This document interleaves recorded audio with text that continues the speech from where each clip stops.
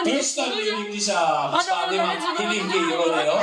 Oh, how do you find Doktora? Doktora Elda Fajardo. Malakpan naman naman si Doktora Elda Fajardo and Company. Taga Sorsogon, Dumayo, para lang makita ako ang rodeo. Thank you, Doktora. Welcome to Masbate. How do you find rodeo, Doktora? Very nice, very handsome daw ako. Ang rodeo ang pinakatanong ng talagang partner ko. Thank you very much, RD, for coming over once again for the end. We still have one player. Habulin, isushoot sa liit.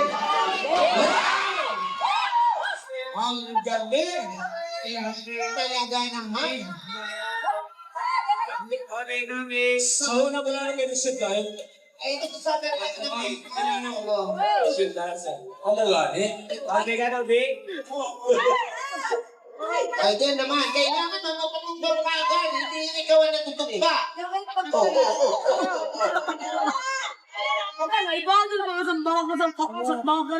Sayang ang oras mo, Nonoy. Yan ay first attempt mo pa lang, nakasunod na. Ma'am. Kaya, Maintenance na. ayun. Tumbali siya. Nakaka. Bakit ka sumisi? Ano ka naga-siya ka? Na-excite ko siguro siya. Kami na lang. Ay, taga Camarines Sur! Nag-enjoy ka, ma'am? Anong pangalan ni ma'am? Gina, Gina! Bakit nandito ka sa Masbate? nanonood mo ng rodeo. O, siyempre, kung nanonood talaga. Okay. Pero may kamag-anak kayo dito? Wala po. Wala? Talagang pumunta lang kayo para sa rodeo? Wow! Maraming salamat naman. May asawa ka na, ma'am? Wala. Wala!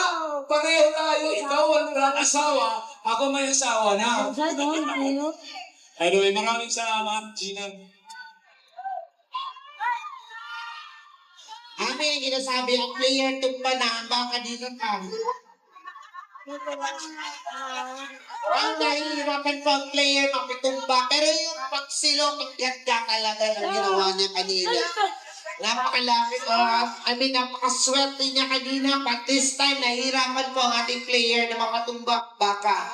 And that's the challenge to him dahil tumatakbunin po ang oras. Take note, ang mananalo dito, syempre, yung mas may pinakamabilis na oras. It's always a race against time. So, napatumba na ba? Wala pa rin.